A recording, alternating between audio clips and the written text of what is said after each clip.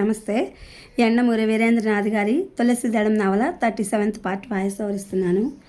అతడి నడుముకి చిన్న గుడ్డ తప్ప ఇంకేమీ లేదు. 2 గంటల నుంచి చేతులు 2 గాలిలో సాచి నిలబడి ప్రార్థిస్తూనే ఉన్నాడతను. దక్షిణం దిక్కుగా తిరిగి ప్రేతాత్మల్ని పిలుస్తున్నాడు. అతడి ముందు 7 కుండలు, కుండల్లో మట్టి దొప్పల్లో 7 పుల్లలు ఉన్నాయి. వాటికి ఆకులు గుచ్చబడి ఉన్నాయి. ఆ ఆకుల్ని కదిలిచ్చి తన ప్రశ్నలకి జవాబు చెప్పడం కోసం ప్రేతాత్మల్ని ఆహ్వానిస్తున్నాడతడు. శ్రీధర్ అబ్రకదబ్రా ఇస్మాయిల్ని ఆత్రంగా చూస్తున్నారు. నిద్రమత్తులో తలుపు తీసిన ఇస్మాయిల్ ఆ అర్ధరాత్రి వీళ్ళిద్దరిని చూసి ముందు ఆశ్చర్యపోయాడు. బ్రాహ్మణ్ పరిస్థితి వివరించాడు. అతడికి నిద్రమత్తంతా వాళ్ళు చెప్పింది వినగానే దిగిపోయింది. నాకు దాని గురించి ఏమీ తెలియదు సార్. ఎప్పుడో మా గురువు చెప్పింది కొద్దిగా జ్ఞాపకం ఉంది, అంతే. అదే చెప్పాను అన్నాడు ఇస్మాయిల్. కాశ్మరాయే కదా? కాశ్మరాయే సార్, అనుమానం లేదు. అంటే దాని నుంచి ఎవరు రక్షించలేరంటావా? అబ్రకదబ్రా అడిగాడు. ఇస్మాయిల్ అన్నాడు, చేతబడైతే తిరగొట్టచ్చు. అదేగాక చేతబడికి ఆఖరి రోజు ఇది అంటూ లేదు. మనిషి శుష్కించిపోతుంటే ఎప్పుడైనా తిరుగుబడి చేయొచ్చు. కాశ్మీరాలు అలా కాదు. అందులోని 20 రోజులు అప్పుడే గడిచిపోయాయి. ఒకవేళ ఇదంతా మొదటి రోజే తెలిసినా మనం ఏమీ చేయలేకపోయేవాళ్ళం. ఎందుకంటే కాశ్మీరా అన్నిట్లోకి పెద్ద విద్య. అసలు దాన్ని ప్రయోగించే వాళ్ళు ఇంకా ఉన్నారంటేనే ఆశ్చర్యంగా ఉంది. మీరు కళ్ళారా చూసింది చెప్పకపోతే నేను అసలు నమ్మేవాడిని కాను. ప్రతి క్షుద్ర విద్యకి తిరుగుబడి ఉంటుందని నేనెక్కడో చదివాను అన్నాడు అబ్రకదబ్రా. ఇస్మాయిల్ తల అడ్డంగా ఊపాడు. లేదు సార్, లేదు. మామూలు చేతబడికే చాలా తతంగా ఉంటుంది. అటువంటిది అన్నిటికన్నా కష్టమైన కాశ్మీరాన్ని తొలగించాలంటే ఎవరికి సాధ్యం కాదు. ఎవరూ మాట్లాడలేదు. ఎవరి ఆలోచనల్లో వాళ్ళున్నారు. ఏదో ఆలోచన వచ్చినట్టు నిశ్శబ్దాన్ని చెదరగొడుతూ శ్రీధర్ అన్నాడు, దీనికి విరుగుడు చెప్పమని ప్రేతాత్మను ప్రార్థిస్తే పక్కలో బాంబు పడ్డట్టు ఉలిక్కిపడ్డాడు అబ్రకదబ్రా. పరిష్కారం ప్రేతాత్మ సూచిస్తుందా అంటూ ఇస్మాయిల్ వైపు చూశాడు. ఇస్మాయిల్కి ఒక్క క్షణం శ్రీధర్ అన్నది అర్థం కాలేదు. అర్థమయ్యాక విస్తుపోయాడు. అతడు వెంటనే వచ్చిన అనుమానం ఇది సాధ్యమేనా అని. అవును, ఎందుకు సాధ్యం కాకూడదు? ప్రేతాత్మకి భూత భవిష్యత్ వర్తమానాలు తెలుసునంటారు. అటువంటప్పుడు దీనికి పరిష్కారం అదెందుకు చెప్పదు? చెప్పాలి. క్షణం ఆలస్యం చేయకుండా కుండలో మట్టి పోసి పుల్లల్ని గుచ్చాడు. వాటికి ఆకుల్ని దూపాడు.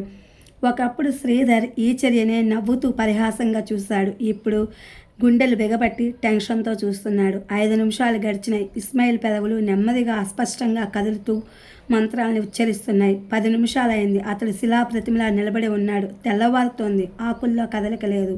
ఇంకో అరగంట గడిచింది. అతడు ప్రార్థిస్తున్నాడు. గాలిలో తిరిగాడే ప్రేతాత్మని దేన్నైనా వచ్చి ఆవహించమని అర్థిస్తున్నాడు.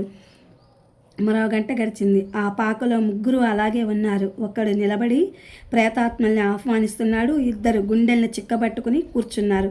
బాగా తెల్లారిపోయింది.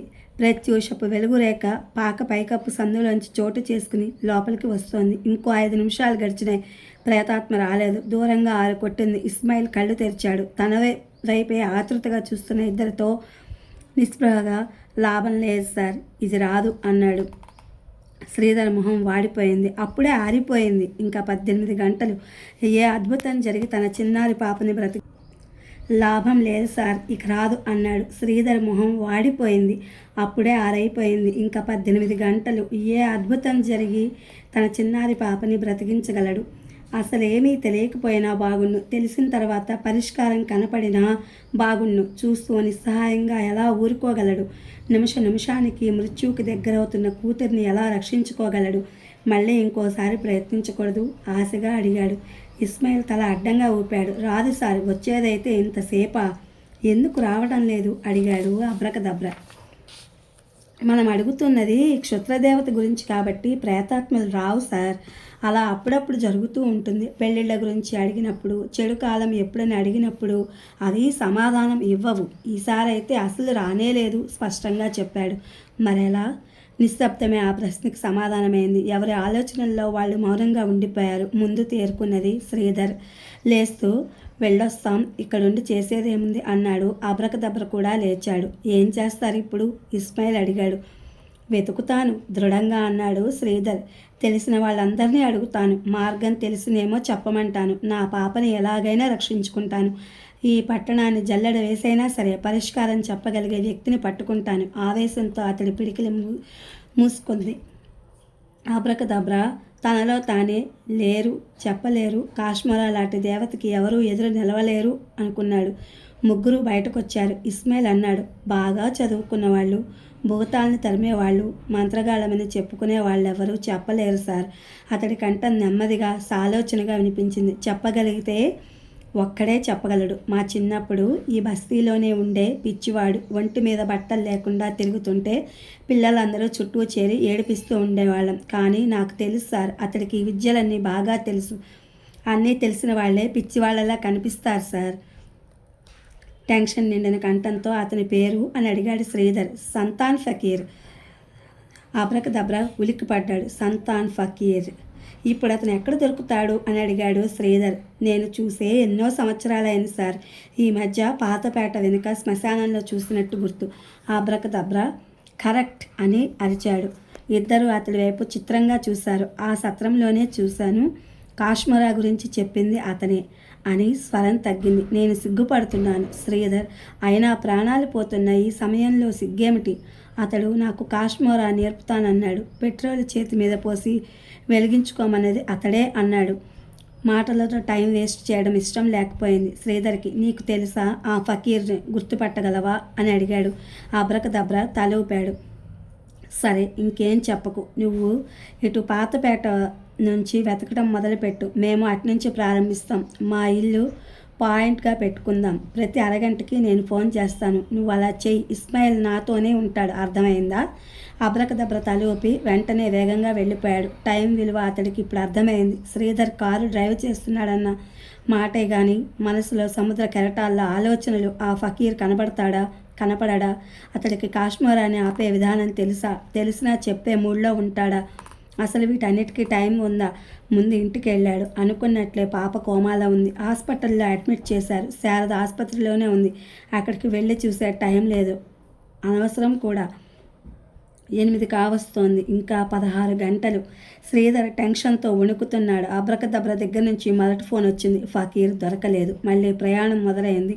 సత్రాలు, మఠాలు, శ్మశానాలు, తుప్పలు, రాళ్ళు, చెట్టు పుట్టలు. రాత్రంతా నిద్ర లేకపోవడం వల్ల, ఏమీ తినకపోవడం వల్ల శ్రీధర్కి శ్వాస వస్తున్నట్టు అనిపిస్తోంది. పళ్ళ బిగువన అలసటని అదిమి పెట్టి వెతకటం సాగిస్తున్నాడు. అరగంట తర్వాత అబ్రకదబ్ర నుంచి రెండో ఫోను. ఫకీర్ దొరకలేదు. అతడి గురించి ఎవరికీ తెలియదు. నిజానికి అందరి దృష్టిలో అతను పిచ్చివాడు. ఆకులు అలములు తింటూ శ్మశానాల్లోనూ కూలిపోయిన సత్రపు గోడల క్రింద పడుకునేవాడు. అసలు అతడి గురించి ఎంక్వైరీ చేయడమే చాలామందికి ఆశ్చర్యంగా ఉంది. 8:30 అవుతుండగా కొంచెం ఇన్ఫర్మేషన్ తెలిసింది. మిట్ట ప్రాంతంలో ఉన్న శ్మశానంలో 4 రోజుల క్రితం ఎవరో అతడిని చూశారట. మళ్ళీ అటు ప్రయాణం. తోటలు దాటాక శ్మశానం ప్రారంభమవుతోంది. తరువాత ఇళ్ళు లేవు. కొన్ని మైళ్ళ తర్వాత కొండ, మధ్యలో చెట్లు చేమలు. కొన్ని 100 సంవత్సరాల క్రితం ఎవరో నవాబు కట్టిన కోట ప్రస్తుతం శిథిలమై ఉన్నది. సూర్యుడు తీక్షణతని పుంజుకుంటున్నాడు. ఆయన శ్మశానం నిద్రపోతున్నట్లే ఉంది. పాడుపడిన శ్మశానం అవడం వల్ల కాపరి కూడా లేడు. 10 నిమిషాలు వెతికారు. ఇంతలో మోటార్ సైకిల్ చప్పుడు వినిపించింది. అబ్రకదబ్ర చెమటలు కక్కుకుంటూ వచ్చాడు. అనవసరం బ్రదర్ వెతకటం, పోదాం పద. ఏం? ఆ ఫకీరు మొన్న లారీ క్రింద పడ్డాడట. తల మీద బాగా పెద్ద గాయమై ఆసుపత్రిలో చేర్చే ముందే రక్తం చాలా పోయిందట. 2 రోజులు ట్రీట్ చేసిన ఇక బ్రతకడని వదిలేశారట. శ్రీధర్ నవనాడులు కృషించినట్టు అయింది. మొహం పాలిపోయింది. ఏం చేయాలో తోచినట్టు నిశ్చేష్టుడయ్యాడు. మిగతా ఇద్దరు కూడా అతడి వేదనని పంచుకున్నట్టుగా మౌనంగా ఉండిపోయారు. ముందు తేరుకున్నది అబ్రకదబ్ర. స్నేహితుడికి దగ్గరగా వెళ్ళి భుజం మీద చేయవేసి శ్రీధర్ సారీ, రియల్లీ సారీ అన్నాడు. శ్రీధర్ తలెత్తి అతడి వైపు చూశాడు. అతడి కళ్ళల్లో నీళ్లు తిరిగాయి. తన కోసం ఇతడంతా చేస్తున్నాడు. తను చేదరించుకున్న పట్టు విడవకుండా పరిష్కార మార్గాన్ని చూపించాడు. నిద్ర లేక, తిండి లేక తనతో పాటు తన దిగులని, వేదనని పంచుకుంటున్నాడు. స్నేహం అంటే ఇదేనేమో. ఒక నిర్ణయానికి వచ్చినట్టు పోదాం పద బ్రహ్మిణ్ అన్నాడు వెనుతిరుగుతూ. అంతేనంటావా? ఆ మాటలతో శ్రీధర్ అప్పటి వరకు నిక్షిప్తమై ఉన్న వేదన ఆనకట్టని బ్రద్దలు కొట్టింది. లేకపోతే ఏం చేయమంటావు? విధి ఇంత కర్కశంగా మనల్ని పరీక్షిస్తూ ఉంటే ఇంకా ప్రయత్నం చేయమంటావా? పోదాం పద.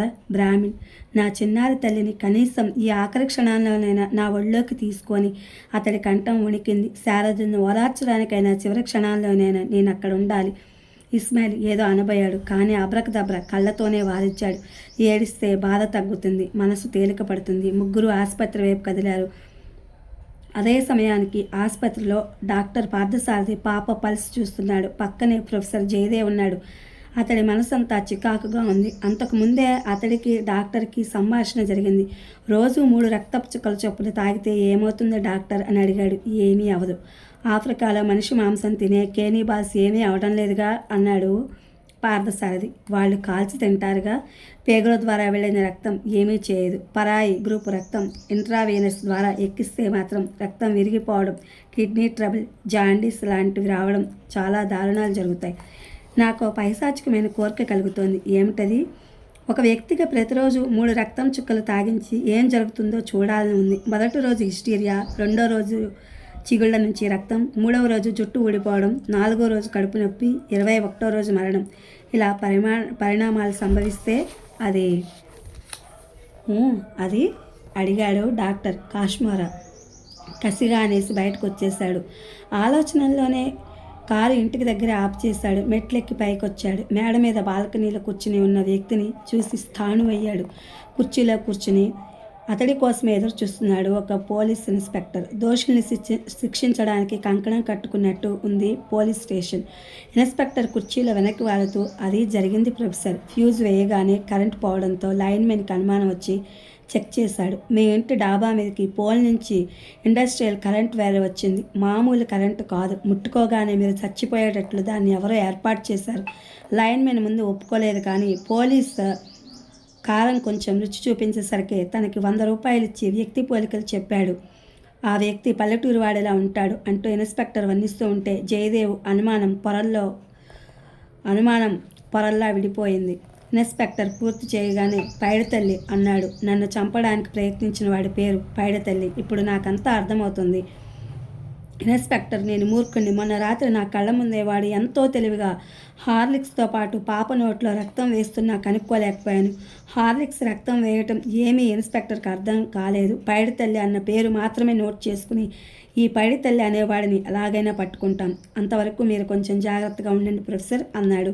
అక్కర్లేదు, ఇక అతడు ఏమీ చేయనవసరం లేదు కూడా. చేయవలసిందంతా నిన్న రాత్రే చేసేశాడు అని మనసులో అనుకున్నాడు జయదేవ్. ఇన్స్పెక్టర్ పట్టుకున్నా కూడా ఏమీ చేయలేడు. సరిగ్గా 16 గంటల తర్వాత పైడితల్లి 20 లక్షలకి వారసుడవుతాడు. ఏమాత్రం అనుభవం ఉన్న లాయర్నైనా అతడి మీద కేసు దూది పింజల్లా కోర్టులో ఎగర కొట్టేస్తాడు. ఇదంతా జయదేవ్కి తెలియదు. ఇన్స్పెక్టర్కి షేక్ హ్యాండ్ ఇచ్చి, ఆ పైడితల్లి కనబడితే నాకు ఫోన్ చేయండి అన్నాడు. ఇన్స్పెక్టర్ తల ఊపాడు. పోలీసులు అతడిని పట్టుకోలేరని, అతడు ఆపాటికే పోలీసు జ్యుడిషియడిక్షన్ దాటి వాళ్ళిద్దరికి అందరంత దూరం వెళ్ళిపోయాడని వాళ్ళకి తెలియదు. అతడు మెట్లు దిగుతుండగానే 9 కొట్టింది. సూర్యుడు పైకి వచ్చాడు. ఇది friends 37th part Yandamuri Veerendranath గారి తులసిదళం నవల వాయిస్ ఓవర్ ఇచ్చా. ఇది మీకు నచ్చుతుందని చెప్పి అనుకుంటున్నా. Please my channel like, share, subscribe and comment. Thank you for watching. Thank you for our support.